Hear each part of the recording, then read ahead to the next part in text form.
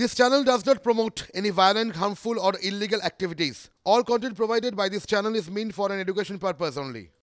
শাহজাহান শিবুর গড়ে ক্ষোভে কিন্তু ফুঁসছে মানুষ। গরিবের চাষের জমি কেড়ে নিয়ে ৩০০ বিঘার মেছো ভেড়ি তৈরি করেছে শিবু হাজরা।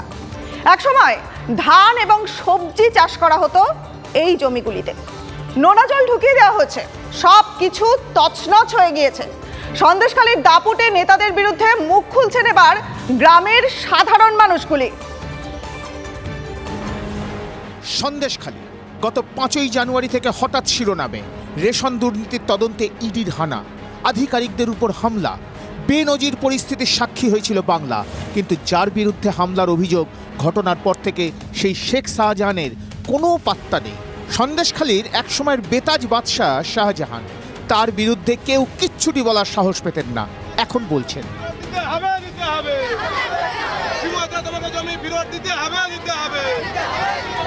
সন্দেশখালীর মেঠো পথ থেকে পিচ রাস্তায় উঠে গ্রামবাসীরা স্লোগান তুলছেন, জলকর চাই না, সবুজ ধান জমি চাই। কিন্তু কেন এই স্লোগান জানতে হলে যেতে হবে জ্যোৎস্না দাসদের কাছে।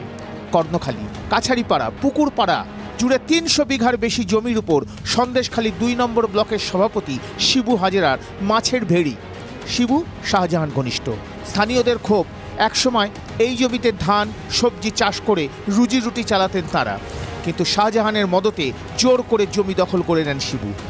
জলকর যখন হয় তখন আমার প্রচুর এই গ্রামের লোক সব বাধা দিয়েছিলাম, কিন্তু ওরা শোনেনি। ওরা একবারে আমাদেরকে এসে এই কে বাধা দিয়েছে বন্দুক দেখে গাড়িটা আবার চালিয়ে দিল। ফার্স্টে আমরা প্রায় ৫০০ লোক জোরহাত করে ক্ষমা চাইতে হয়েছে, না সেই লাঠি সেই কোদালে ব্যাট খেতে হতো আমাদের। এবার এই ছবিটা দেখুন। স্থানীয়দের অভিযোগ, শাহজাহান শিবুদের এতটাই দাপট যে ভেড়িতে জল আনতে সরকারি খালেরও রুট বদলে ফেলা হয়। সরকারি খালের জল নেতার ভেড়িতে নিয়ে যাওয়ার জন্য তৈরি করা হয় বাঁধ। সেই বাঁধের নোনা জল প্লাবিত হয়ে শুধু ধান জমি কিংবা সবজি ক্ষেত নয়, গ্রামবাসীদের বাড়ি ঘরও নষ্ট করেছে। মাছের ভেড়ির পথে আগে যেখানে ছাপোষা মানুষগুলির বাড়ি ছিল, তাদেরও উৎখাত করা হয়েছে। এই যে রাস্তা দেখছেন, এই রাস্তা মাটির রাস্তা। এখন এই রাস্তা এরকম ছিল না। এই রাস্তা ছিল কংক্রিটের রাস্তা, ঢালাই করা রাস্তা। কিন্তু সেই রাস্তা, শিবু হাজরার বিরুদ্ধে অভিযোগ যে তার ভেড়িতে জল যাবে, তৈরি হবে এই বাঁধ। সেই বাঁধের জন্য কংক্রিটের রাস্তা উপড়ে ফেলা হলো। অসহায় মানুষগুলি TV9 বাংলাকে হাতের কাছে পেয়ে ক্ষোভ উগড়ে দিলেন। জল ডুবে আমরা ধান রোয়া করেছি, কিন্তু আজকে সে ধানে গলে গেছে আমাদের ওই নোনার জলের জন্য। নোনা জল কিভাবে ঢুকলো?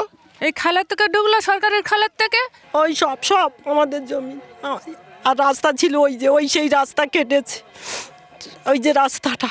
আর এগুলো সব আমাদের জমি, এই ৭.৫ বিঘে জমি সব এই অত্যাচার করেছে।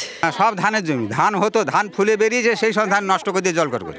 আমার ছেলে সামান্য জলকর মাছ ধরতে গিয়েছিল, টাকা চাইতে গিয়ে তারপর ধরে মারি। নোনা জলে শেষ হয়ে গেছে, এখন ঘাস বলতে হচ্ছে না।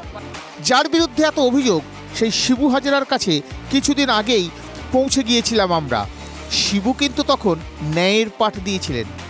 উন্নয়নটা করে থাকি, উন্নয়নটা বুঝি আমি, কিন্তু সরকারি কাজ, কন্ট্রাক্টারি কাজ থেকে, তবে কিন্তু তারপরে কিন্তু বামফ্রন্টের সাথে লড়াই করে আমরা তৃণমূল ক্ষমতায় এসেছি। আমরা ব্যবসা করি, ব্যবসা করে চলি, পার্টি থেকে আয় করার ভাবনা আমাদের নেই।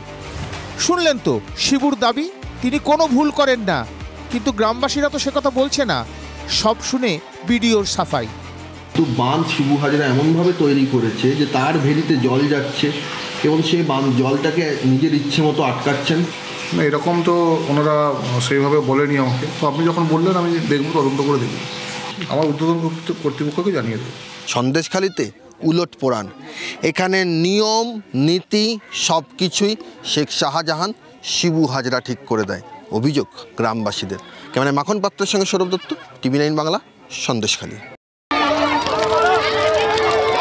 অত্যাচার বাড়তে বাড়তে যখন একটা নির্দিষ্ট জায়গার পার হয়ে যায়, তখন সেইখান থেকে একটা প্রতিরোধ ওঠে। যার হাতে যখন ক্ষমতা থাকে, সে দুর্বলের উপরে অত্যাচার করে।